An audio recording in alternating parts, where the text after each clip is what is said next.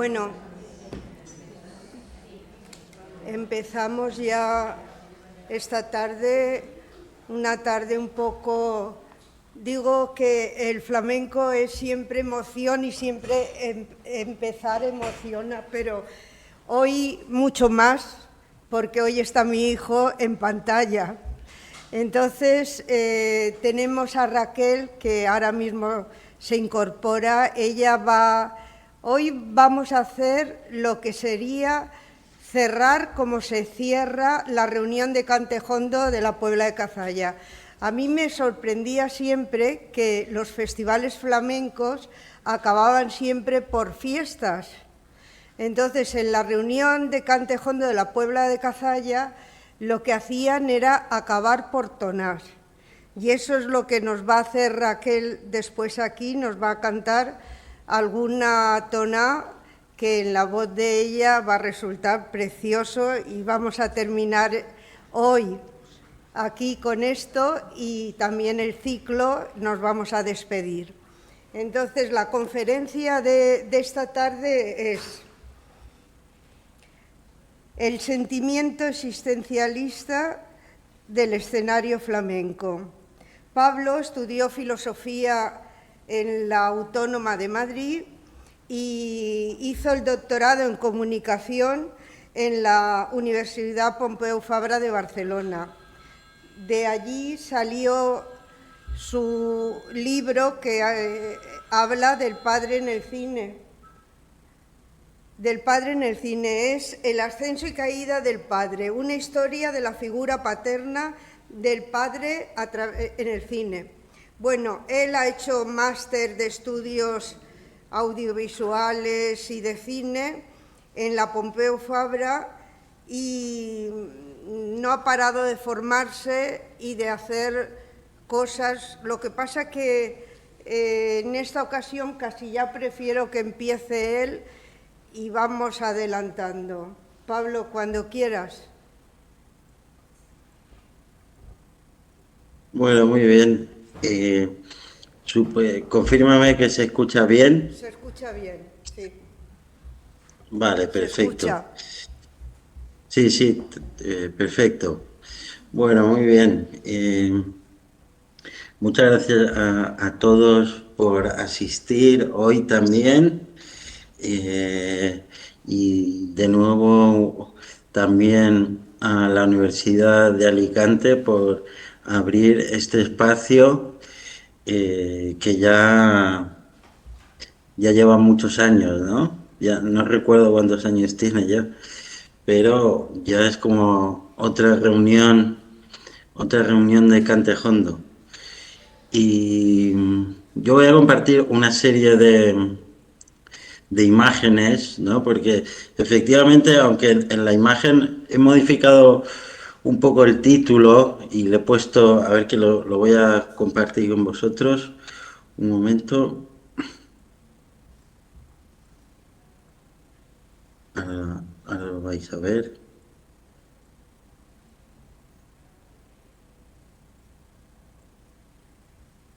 He puesto ahí el sentimiento trágico del escenario flamenco, ¿no? Aunque, bueno, el existencialismo y recupera un poco el concepto de la tragedia, que es lo que vamos a articular en esta charla, y por eso efectivamente, bueno, he puesto la imagen de Meneses, pero también del escenario de la Puebla de Cazalla, que pude escuchar algunas conferencias, ¿no? Y os han hablado un poco de ese escenario y de algo muy significativo, que es justo lo que acaba de señalar mi madre, que es el final por martinetes, ¿no? Por eso hoy también va a terminar la charla con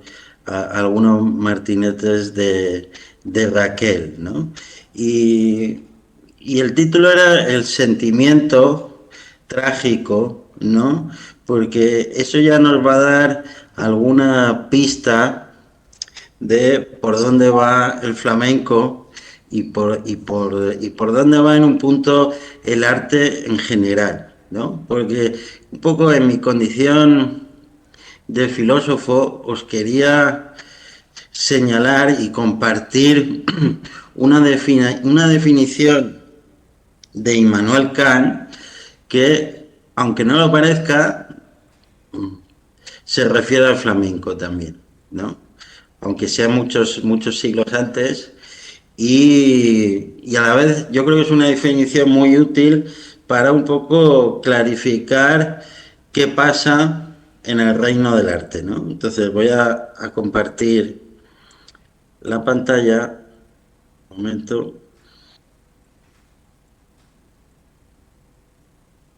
porque así va a ser mejor para todos. Bueno, ahí vais a ver ahora una de las definiciones que da del arte o de la idea estética, por eso subrayo la palabra sentimiento, aunque que podríamos decir razón trágica, pero yo creo que es más importante en este punto señalar la palabra sentimiento. ¿Por qué? Porque ya Kant en el siglo XVIII, ¿no? Daba una pista muy importante. Y él decía en la crítica del juicio, que una idea estética es aquella representación de la imaginación que ofrece ocasión para pensar mucho, sin que sin embargo pueda ser adecuado ningún pensamiento determinado. Esto es, un concepto que en consecuencia ni alcanza ni puede alcanzar comprensible ningún lenguaje. Es decir, que una idea estética, o si estamos en el reino del arte, nunca va a poder ser traducida por palabras, ¿no? El arte va a trabajar, va a pensar de un modo distinto a cómo piensa la filosofía o las ciencias clásicas, y ese modo distinto tiene mucho que ver con el concepto de tragedia. Es decir, con que hay elementos que no se pueden traducir en palabras, ¿no? Y ahí es donde entra un poco el reino de la emoción, ¿no? Porque normalmente nos emocionamos cuando hay algo que no se puede terminar de traducir en palabras, y en ese hueco, en ese vacío, es donde va a aparecer la emoción. En un punto casi podríamos decir que la emoción es casi universal, y las emociones se encuentran en casi todas las culturas y son muy parecidas. Pero lo que me interesa de las emociones es este punto donde cuando falta la palabra, ¿no? Aparece la emoción. Por ejemplo, el llanto, ¿no? Eh, Ahora vamos a ver imágenes de flamenco en relación a esto, pero a mí, como ha señalado mi madre, ¿no? Provengo del cine, y hay un ejemplo muy hermoso de este asunto, ¿no? De este carácter trágico del arte. Es una escena muy concreta del final del Padrino 3, ¿no? Os pongo un poco en contexto. En el final, porque vamos a ver ese fragmento que es muy breve, en el final van a la ópera, ¿no? Toda la familia, y por un desenlace del destino muere la hija del padrino, ¿no? De Michael Corleone, ¿no? Y el director decide hacer esta solución, ¿no? Entonces, como es muy breve, yo creo que explica bien este elemento de la emoción que irrumpe cuando las palabras faltan. Os voy a compartir ese fragmento.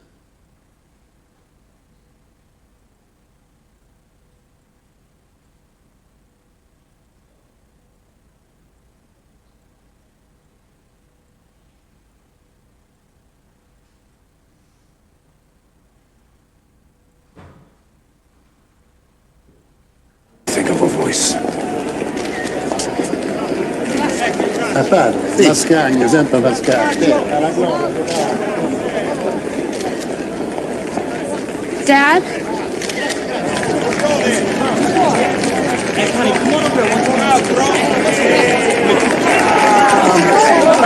This is my mom.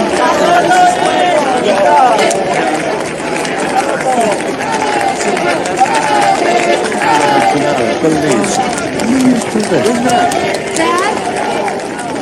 Why are you doing this to me?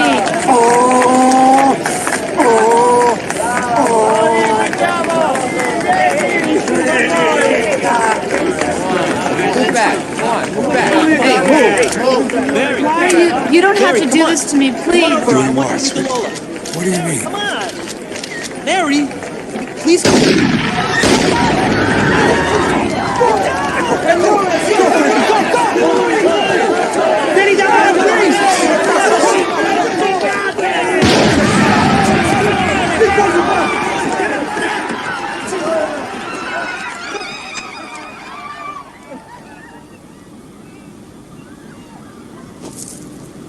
Dad?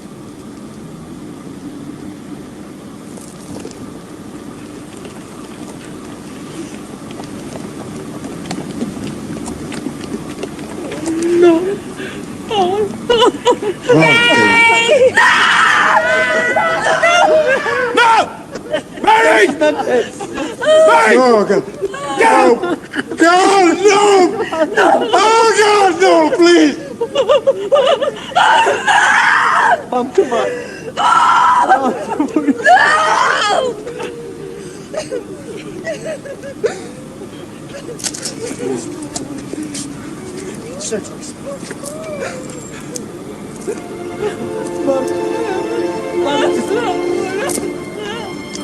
Let her go.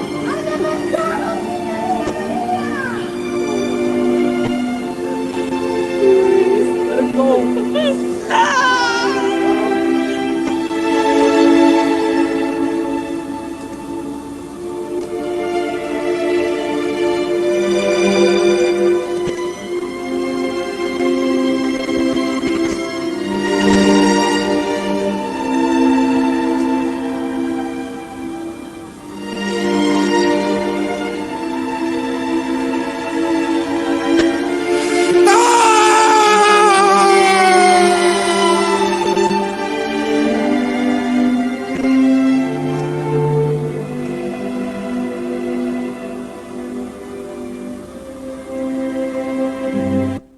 Bueno, hasta aquí, ¿no? Esta escena, pero yo creo que se ve muy claramente que cuando aparece en este caso algo de lo terrible, de lo trágico, como es la muerte, sería raro, y esto lo podemos también comparar con nuestra propia vida, sería raro que el padrino empezase a hablar o señalar qué dolor tengo, ¿no? Lo que irrumpe ahí es un grito, ¿no? De emoción.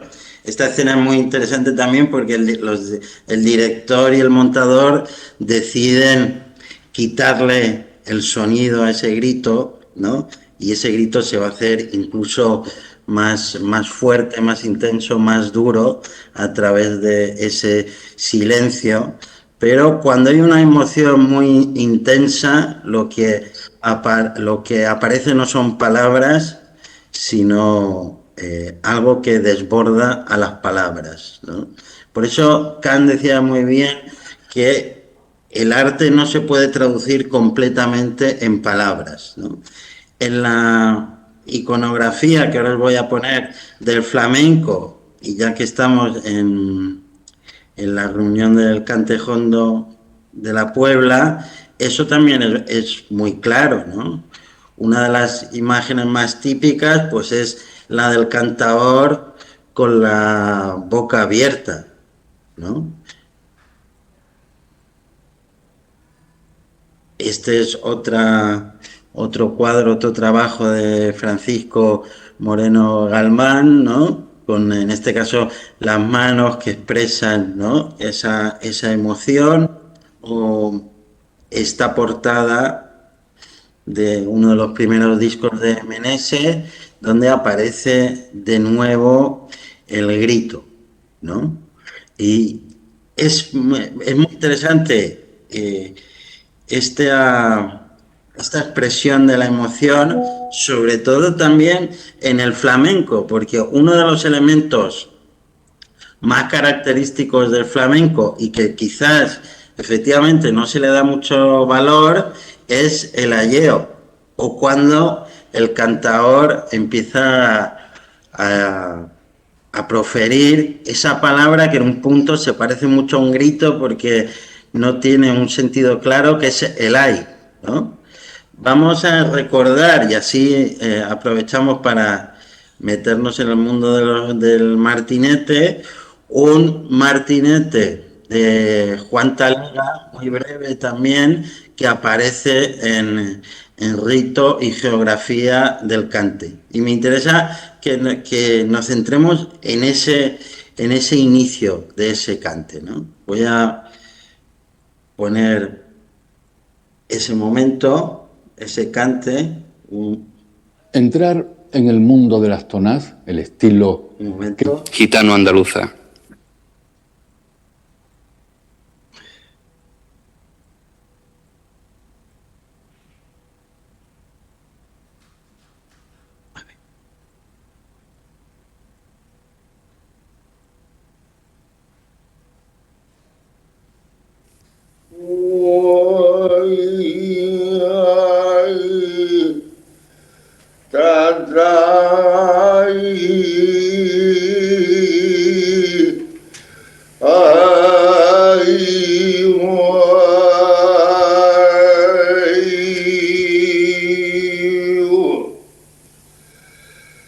¿De qué le sirve la vida?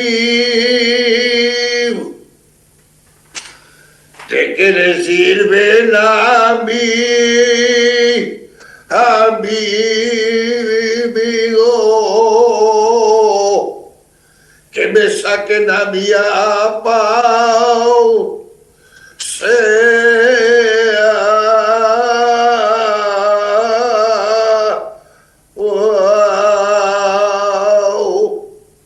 si luego vuelvo a mi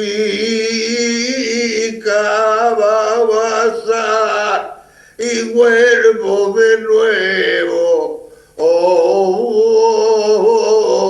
a pensar.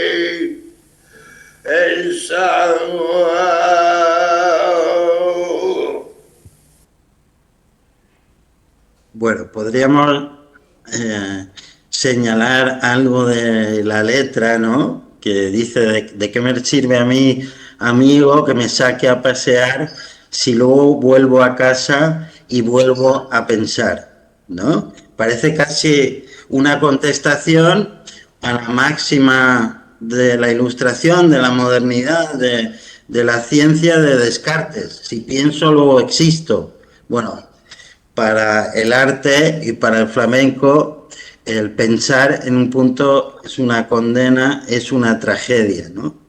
Ahí decía Juan Talega, ¿de qué me sirve a mí a pasear si luego vuelvo a casa y vuelvo a pensar? Como si lo más propio, si seguimos a Descartes, del hombre, es el pensamiento, en un punto el arte nos va a señalar que también ese pensar es una condena. Y ahí ya en la propia letra tenemos algo del destino trágico del hombre y cómo el flamenco va a trabajar ese destino trágico, ¿no? Pero eso sí, nos quedamos en el ámbito del sentido, de las palabras, de la letra. Pero si nos fijamos en cómo comienza, ahí tenemos esas palabras, esas jaculaciones, esos hay, que en un punto están por fuera del sentido, ¿no? Y que en el cante flamenco, como decía un texto que ahora os voy a compartir, es una especie de puerta del cante, ¿no? Y voy a compartir un texto muy hermoso que encontré de un escritor que nos señala algunos puntos claves de ese hay, donde antes de las letras ya vamos a entender ese carácter trágico del arte flamenco, ¿no? Voy a...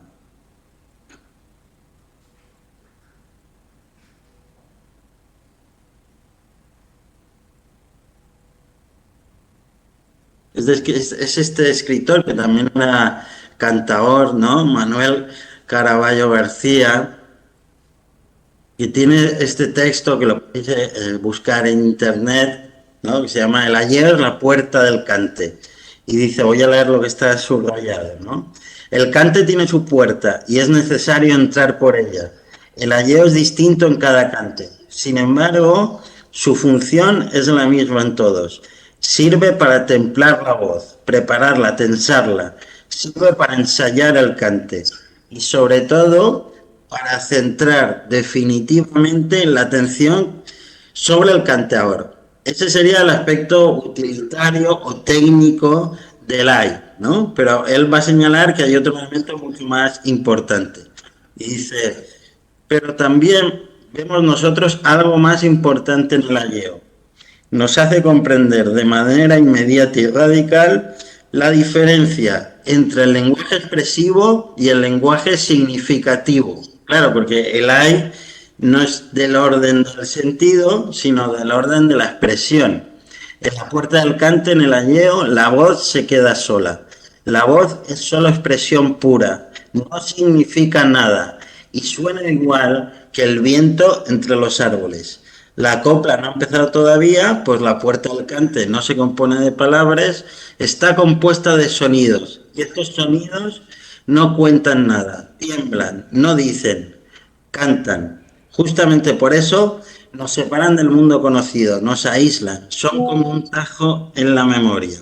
Y ya el último párrafo que os voy a compartir. Es una lástima, incluso los cantadores de tronío casi nunca dan al ayeo la importancia debida. Lo cantan de pasada, subrayando su carácter preparatorio, siendo así que el ayeo es lo más genuino del cante jondo. No es lo más importante, naturalmente, sino lo más característico, pues en rigor la corriente viva de la copla y además su estructura melódica. Yo pediría encarecidamente a los cantadores que acentuaran su importancia. Tengas en cuenta que el ayeo siempre expresa la misma cosa, nuestra humana desvalidez, nuestra desvalidez originaria. ¿No? Ahí yo creo que este autor señala muy bien cómo el AI no solo es un instrumento para el cantaor, para introducirse en el cante o para preparar su voz, sino que ya todo un mundo se refleja en esas sílabas, ¿no? ¿Y qué es ese mundo que se refleja?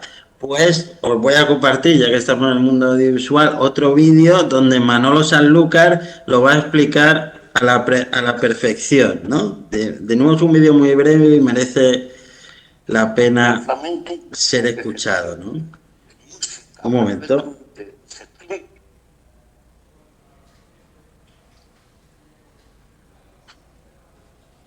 Y dice, va a parecer que Manuel Sanlúcar está comentando a Kant, ¿no? Porque va a decir que, bueno, aunque el flamenco se explique en notas, o se puede explicar en notas, lo más importante del flamenco no se puede escribir en notas, ¿no? Pero vamos a escucharlo ahí.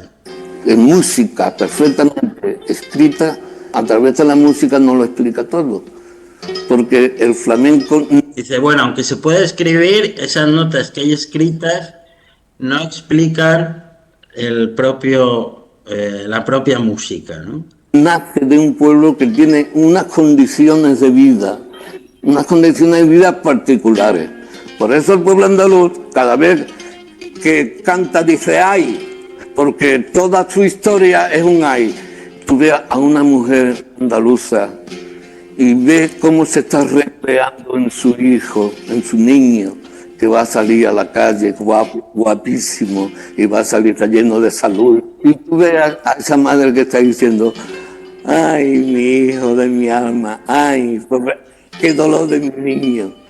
Qué dolor de mi niño, y el niño se va para la calle, que es el más guapo del mundo, el más feo. ¿Por qué? Porque tiene ya concebido que el sentir profundo de las cosas, ¿comprendes? Duele.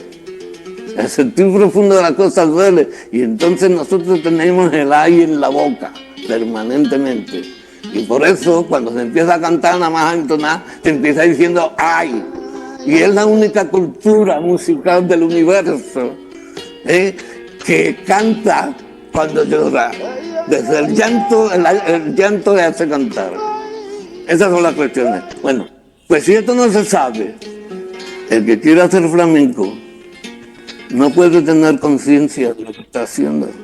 Tienen que venir a Andalucía, que tiene que juntarse con los andaluces para poder comprender qué es aquel sabor que tiene el flamenco y aquel espíritu que tiene el flamenco que no se puede llevar a una partitura.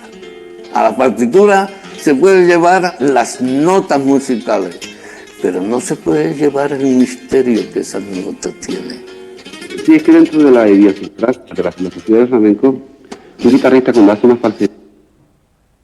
Bueno, yo creo que ahí Manolo Sanlúcar ha explicado muy bien y parecía, ¿no?, que estaba comentando al propio Kant, ¿no? Por un lado, que no todo se puede traducir en escritura, ni matemática, ni gráfica, ni simbólica, y que eso que no se puede traducir es quizás lo más importante, ¿no?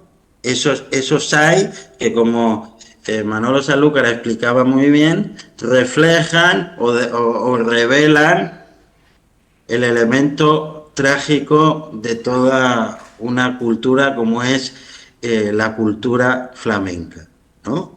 Que uno podría decir que más allá de los orígenes que han estudiado musicólogos, ¿no?, historiadores del propio flamenco, uno podría decir que en un punto el flamenco es la culminación de una tradición muy propia de España, ¿no?, que es ese carácter trágico, ¿no? Unamuno tenía ese famoso libro del El sentimiento trágico de la vida, ¿no? O el inventor de la novela moderna, que es Cervantes, tiene ese personaje central que es alguien que ha perdido la razón, ¿no?, que es el Quijote, ¿no?, que tiene una vida completamente trágica. Es decir, que podríamos señalar, ya ahora voy a poner algún elemento, ¿no?, cómo el flamenco es el resultado de muchos siglos de la cultura española.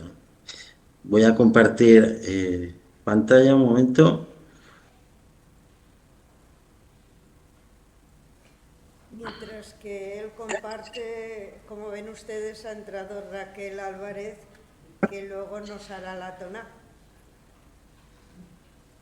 Bueno, por ejemplo, ¿no?, ¿qué más trágico y a la vez vanguardista que el cuadro de Picasso, ¿no?, el Guernica, por el que Picasso ya se consagró mundialmente, ¿no? Y ese elemento trágico del cuadro está, por supuesto, en el tema, pero también en las formas, ¿no? Hay una viñeta del dibujante Quino que explica muy bien este elemento en un punto insoportable de lo trágico, ¿no?, de lo que está por fuera del sentido.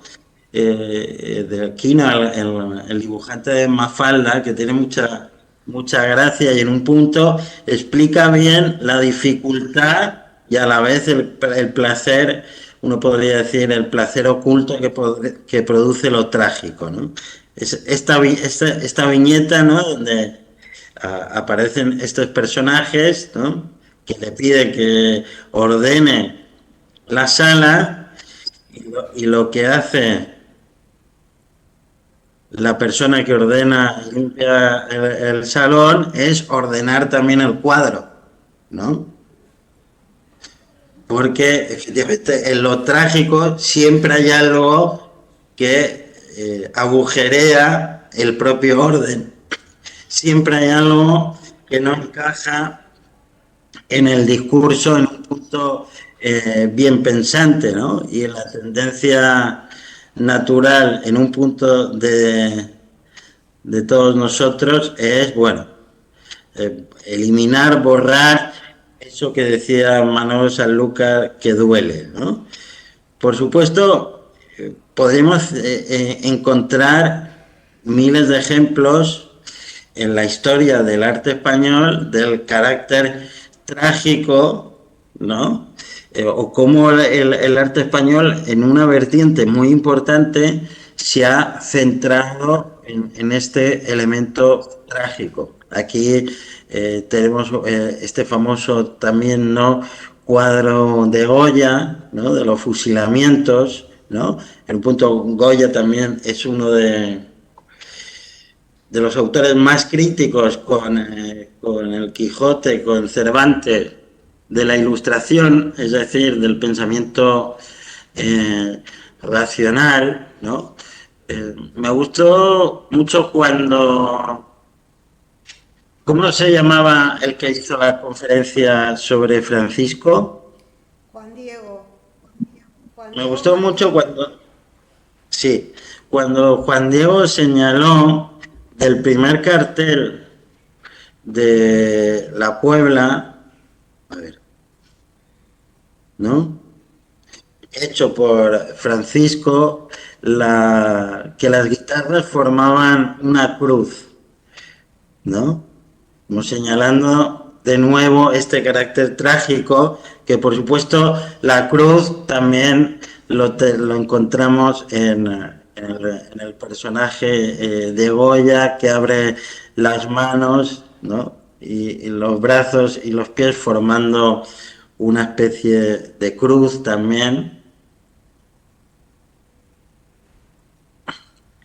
Y por supuesto, uno de los fundadores en un punto del flamenco clásico y moderno a la vez es Lorca, ¿no? En su, entre otras cosas, en su conferencia de Juego y Teoría del Duende, ¿no?, donde dice esta frase que se ha repetido 1000 veces, ¿no?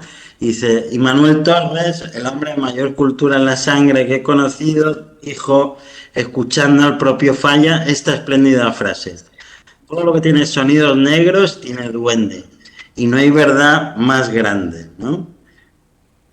Esos sonidos negros, y de nuevo aquí nos va a resonar la propia definición de Kant sobre el arte, o lo que decía Manolo Sanlúcar. Esos sonidos negros son el misterio, son las raíces que se clavan en el limbo que todos conocemos, que todos ignoramos, ¿no? ¿Qué conocemos e ignoramos a la vez? Pues, entre otras cosas, el misterio de la muerte, ¿no? O eso que cantaba Juan Talega, ¿cómo es posible que lo más propio del hombre, que es el pensar, es lo que nos dé más quebraderos de cabeza? Dice, pero donde nos llega lo que es sustancial en el arte. Sonidos negros, dijo el hombre popular de España, y coincidió con Goethe, que hace la definición del duende al hablar de Paganini, diciendo, poder misterioso que todos sientes y que ningún filósofo explica, ¿no? De nuevo, como si Lorca estuviese contestando en un punto a la definición de Kant, y dándole la razón de que el arte tiene que ver, o el elemento central, el elemento último, tiene que ver con aquello que las palabras no pueden alcanzar, ¿no? Con ese agujero en la razón, ¿no? Y otra frase muy, muy fuerte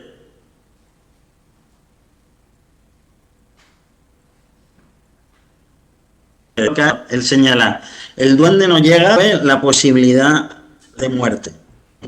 Y ahí tenemos ese elemento trágico del flamenco, donde la muerte va a ser uno de los temas más recurrentes, ¿no?, en las letras del flamenco, ¿no? Me gustaría en este punto dar, nada, simplemente algunas pinceladas de quien en un punto fue el que recuperó la idea de tragedia para el pensamiento occidental, que es el filósofo Nietzsche, ¿no? Y porque él escribió ese famoso libro que refundó en un punto la idea del arte, que es el nacimiento de la tragedia, ¿no? Y ahí, frente al saber clásico, Nietzsche reivindica el saber trágico frente al saber filosófico, ¿no? Ahora podríamos decir, reivindica el flamenco frente a las humanidades, aunque esto os suene fuerte, ¿no? Voy a compartir algunos rasgos de lo que señala Nietzsche, de lo que sería ese saber trágico. Y ya veréis que están concentrados en ese ay del flamenco.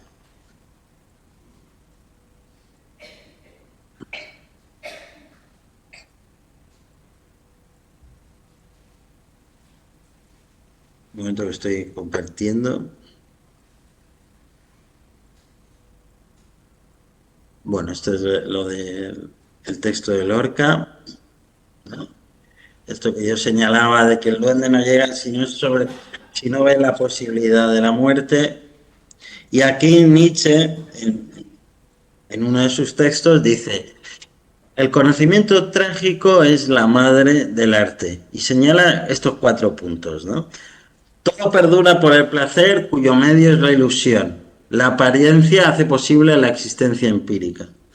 Lo que son verdaderamente son solo el dolor y la contradicción.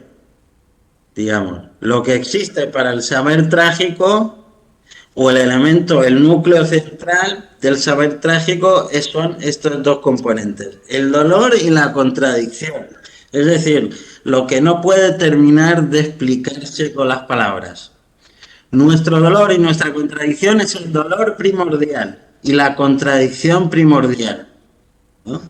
La terrible fuerza artística del mundo tiene su análogo en el terrible dolor primordial, ¿no? Que es esta idea de Nietzsche, donde en el arte confluyen Apolo, que es el rey de la claridad, de las formas, del saber clásico en un punto de las ciencias, con Dioniso, ¿no?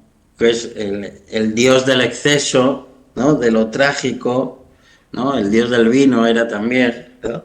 Y el arte es esa unión de esos 2 elementos, ¿no? El Apolo y Dionisos.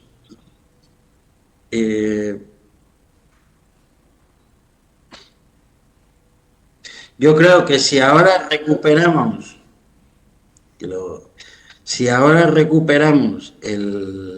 la definición kantiana de idea estética, ya veréis que eso que parecía tan frío va a adquirir un nuevo sentido, ¿no? Cuando dice, bueno, por idea estética entiendo aquella representación de la imaginación que ofrece ocasión para pensar mucho, ¿no? Gracias al arte uno puede pensar mucho, pero lo esencial es que no trabaja con conceptos, no se puede traducir plenamente en palabras, ¿no? Esto también es lo que va a hacer que uno pueda volver a escuchar una y otra vez una obra de arte.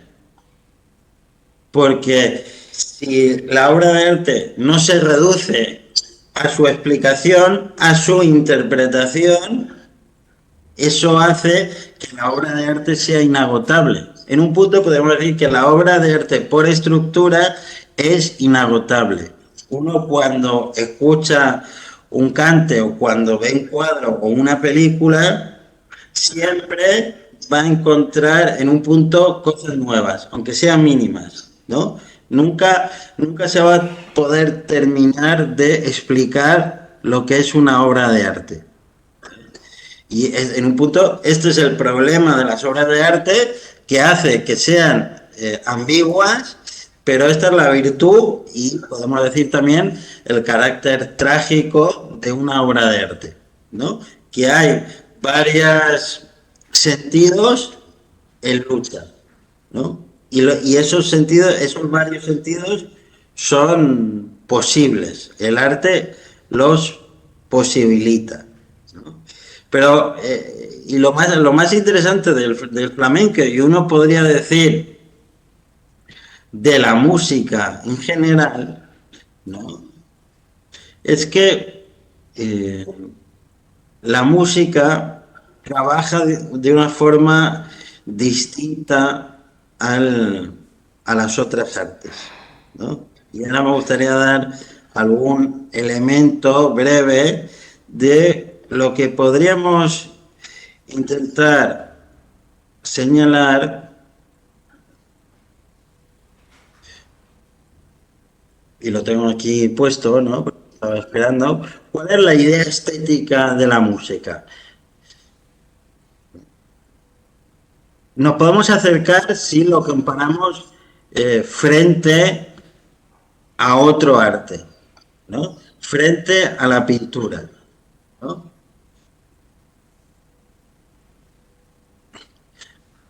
Y voy a compartir aquí alguna cita de un filósofo, ¿no? Dice, la pintura enseña a mantener el delicadísimo equilibrio visual entre la atención a la totalidad, la visión de conjunto y el amoroso cuidado por el detalle, ¿no? Voy a poner algún ejemplo para que esto se come carne, ¿no? La atención a la totalidad, de hecho, etimológicamente en griego, teoría proviene de aquel que se ponía a distancia a mirar para ver precisamente la totalidad, pero a la vez como si fuese un águila o un búho, ¿no? Por eso también la filosofía tiene el símbolo del búho, ver cada detalle, ¿no? Eso en la pintura clásica es muy evidente, ¿no? Esa visión de totalidad, pero a la vez ese amor por los detalles, ¿no? Ese amor por los detalles que la pintura, y uno podría decir también el cine, ha podido trabajar también.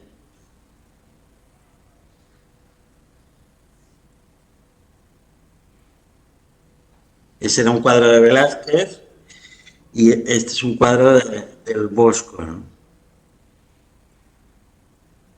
Donde uno puede entender o intuir cuál es la idea que está trabajando, pero a la vez uno puede perderse en los detalles, ¿no?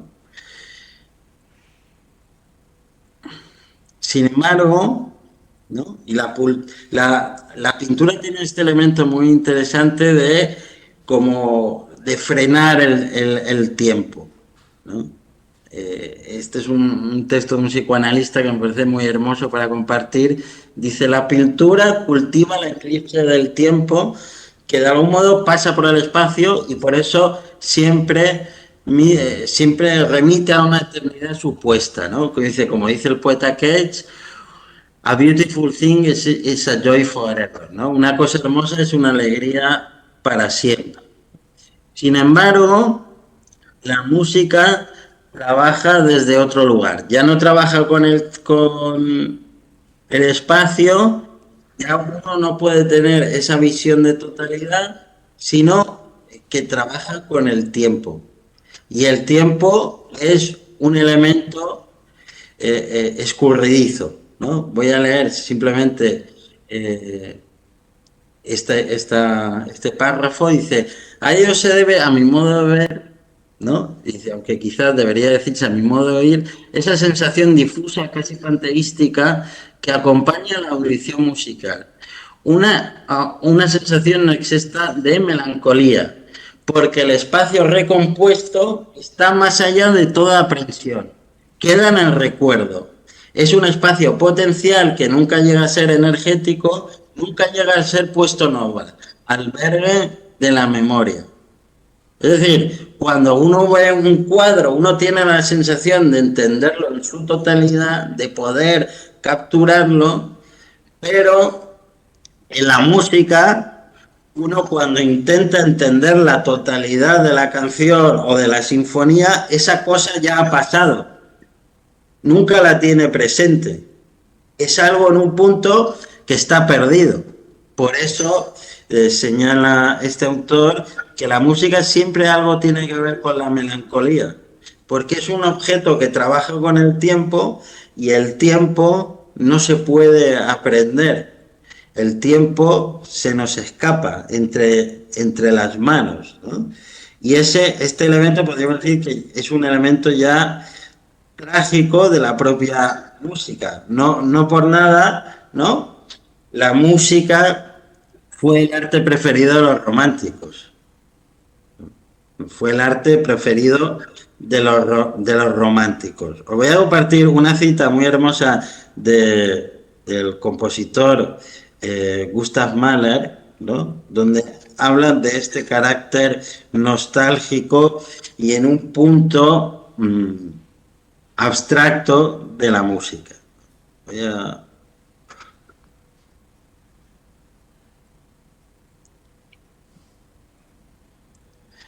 Dice aquí Gustav Mahler, ¿no? Que es una carta que le escribe un amigo. Nos encontramos ante la importante cuestión de cómo y en resumidas cuentas, ¿por qué habría de interpretarse la música con palabras? En la medida en que mi experiencia puede resumirse en palabras, nunca escribiré música sobre ella. Mi necesidad de expresarme musicalmente, sinfónicamente, comienza en el mismo punto en que oscuros sentimientos prevalecen, en la puerta que conduce al otro mundo. Ese mundo en que las cosas ya no están separadas por el espacio y el tiempo. Me gusta mucho esta cita porque aquí Mahler señala que, bueno, si yo pudiera contar con palabras mis emociones, ¿no? Pues no escribiría música.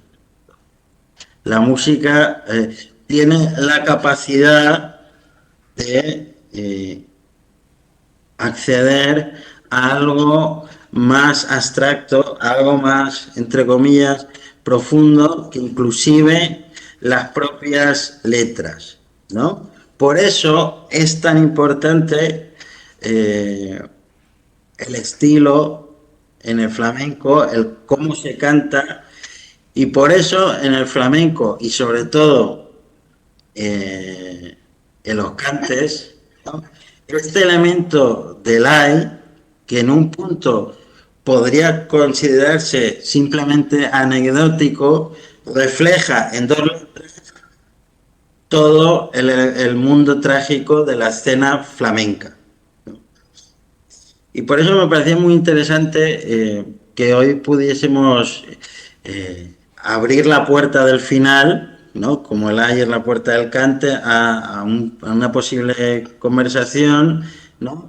Emulando ese final tan disruptivo, tan distinto, como ha señalado mi madre, de esos martinetes al final de la reunión de Cante Jondo, ¿no? Y luego, después de la intervención de Raquel, haré algún comentario también sobre la letra de los martinetes que ella eligió, ¿no? Para compartir con nosotros. Entonces, cuando tú quieras, Raquel, te doy paso, te doy pie.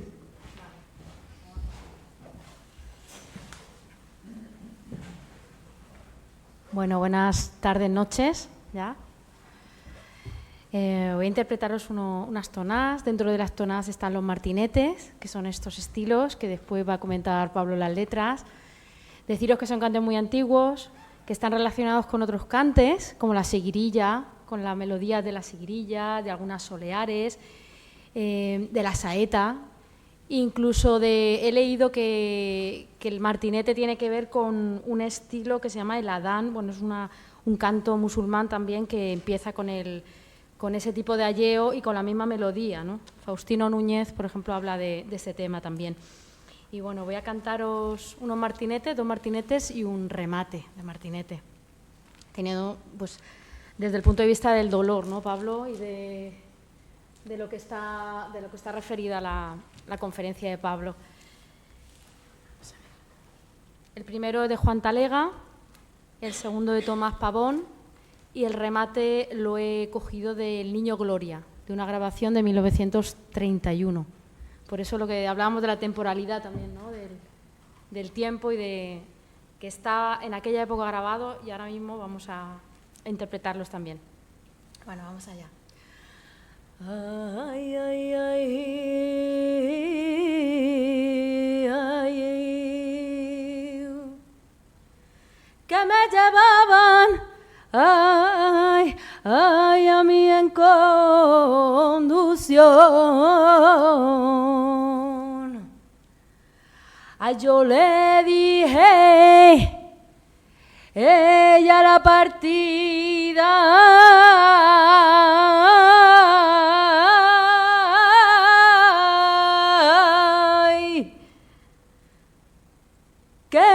Cordeles, ay, ay, a mí me aflojarán, ay, porque los brazos a mí y me dolían.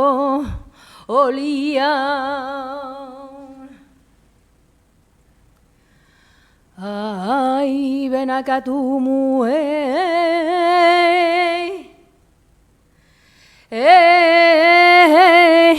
Del mundo,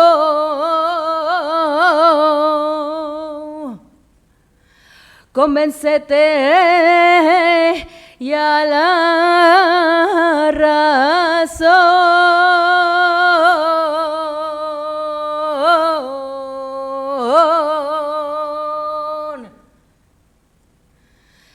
que no hay un hombre en el mundo, ay, que sea fijo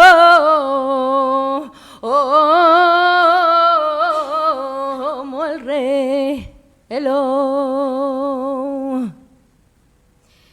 Y si no es verdad,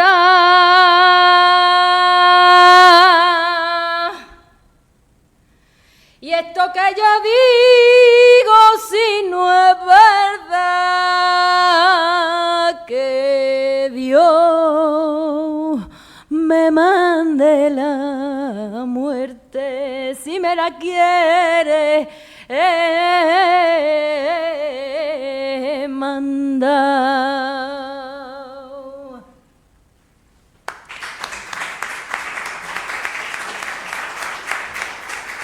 Gracias.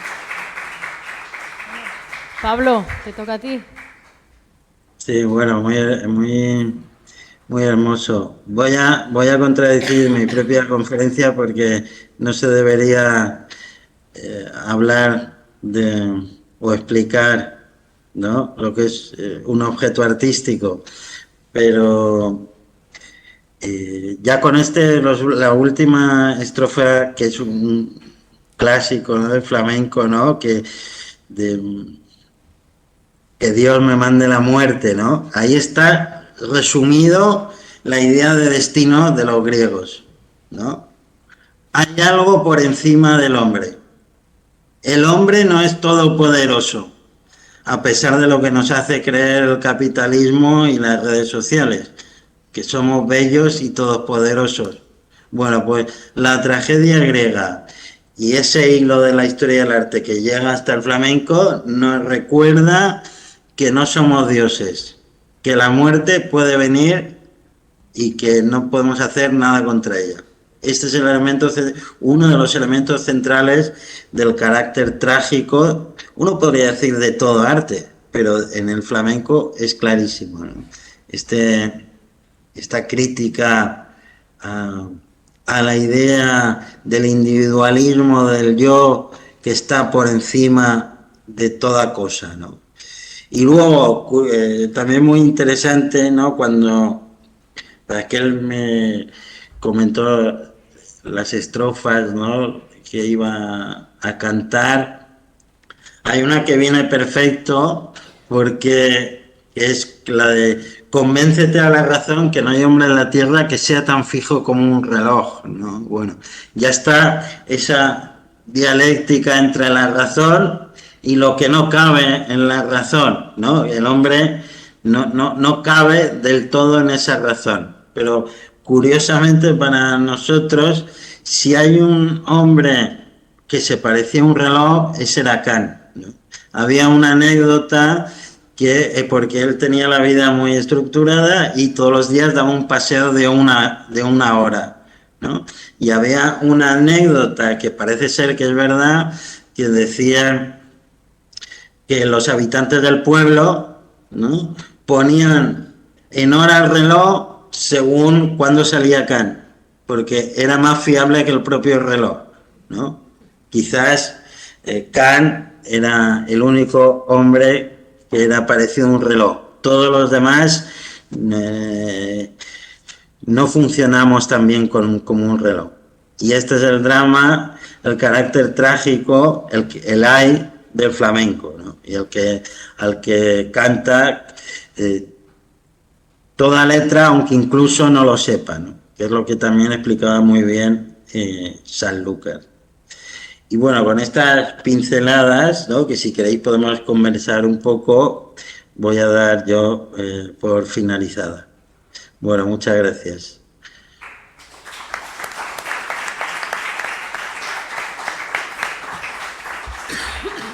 Pablo, ¿hacemos un poco de coloquio? Sí, sí. ¿Alguien quiere preguntar algo?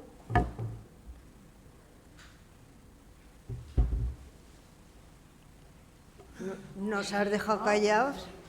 Me ha llamado la atención la alusión a la muerte, y hablando del sentimiento trágico del flamenco, etc. Pablo está hablando también del concepto de hombre, el concepto que me está metiendo el capitalismo de hombre poderoso, y hay un hombre que es caduco, que es como las hojas que caen, y bien, me ha llamado mucho la atención esa estrofa final. Igual que me ha llamado la atención unos poemas que hay por ahí, no me acuerdo de quién son, que dicen aquello de que entonces las palabras no sirven, son palabras, no sé si conocéis. Lo que ha intentado decir Pablo también, ¿no?, en el sentido del arte, hay algo más allá de lo que se puede poner. La palabra, muy interesante. Pablo, ¿lo has oído? ¿Te lo traduzco? Si no tiene micro, yo no escucho.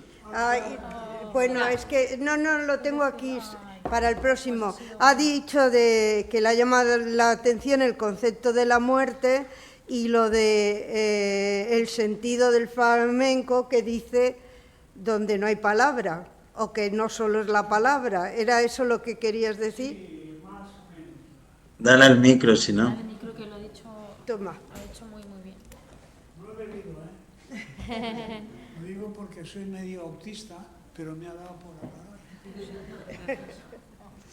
Quería decir, Pablo, que ¿me oyes ahora?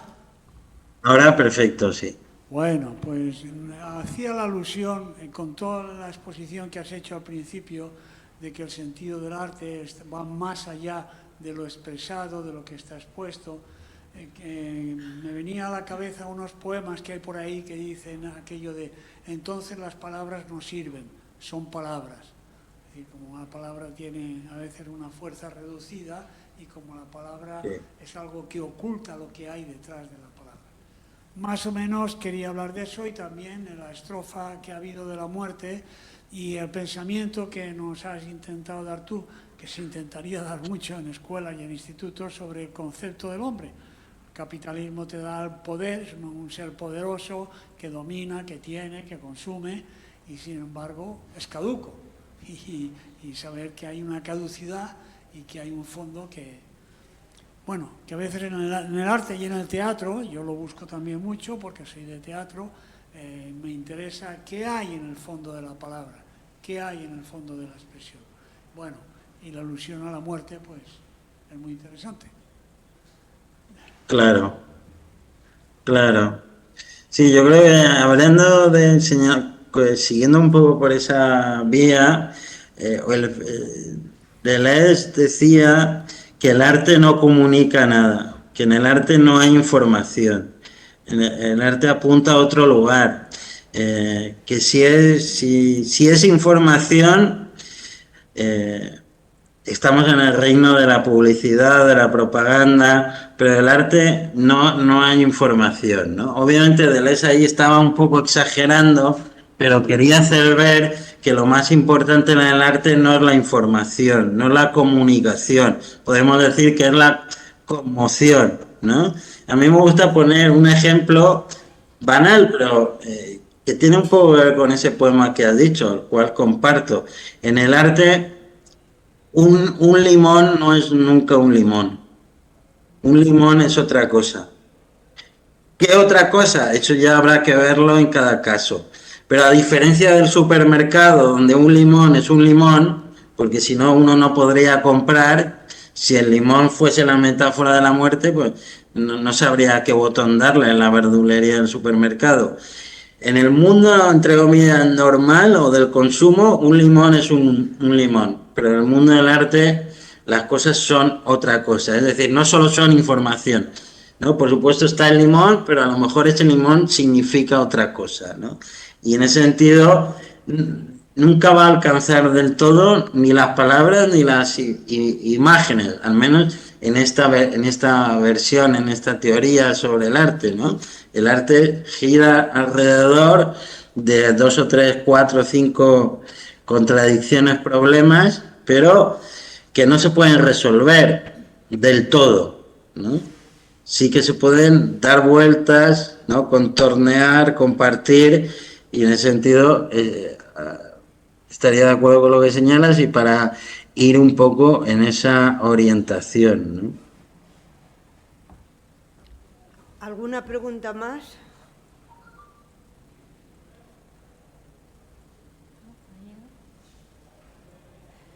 Bueno, Pablo, el arte es tragedia en el flamenco, pero también hay alegrías, ¿no? Y bueno, eso es lo que decía Nietzsche, que está Apolo, que sería la alegría, y está Dionisos, que sería el carácter trágico. No, están unidas las dos cosas. Lo que no puede haber es solo una cosa. Paradójicamente, y haciendo honor a que en la tragedia todo es paradoja, contradicción o lucha, tienen que estar unidos. Por ese ejemplo que decía San Lucas, ¿no? La madre ve al niño muy guapo y dice, ¡ay, mi niño! Y lo dice porque está muy guapo. O, como decía un verso que yo repito mucho, me gusta mucho, decía Rilke, la belleza no es más que el comienzo de lo terrible. Si no, es propaganda. O sea, aquí las dos cosas van unidas. Si la belleza es solo belleza, es publicidad. Pero la alegría y la tragedia en el arte siempre van unidas, aunque no lo parezca. ¿No? Pero siempre van unidas. Vale, pues yo creo que ya este año terminamos aquí. Bien. Quiero daros las gracias a todos. ¿Quieres decir algo? A ver. Pablo, ¿me escuchas? ¿Me escuchas? Sí. Es una lástima que estés ahí en una pantalla al otro lado, porque todo lo que estás diciendo aquí dicho nos daría pie a que te contestáramos y a que montáramos aquí un lío dialéctico que podría durar mucho más. Tendría fin. Bueno, yo quería dar las gracias a Raquel, que a pesar de haber estado la semana pasada de baja y con la garganta mal, y a Pablo, por supuesto, desde más allá, al otro lado del océano, y sobre todo a ustedes Y como dicen los andaluces, a ustedes vosotros, muchas gracias. Y la a universidad. Finu, que lo ha organizado todo. Un aplauso para...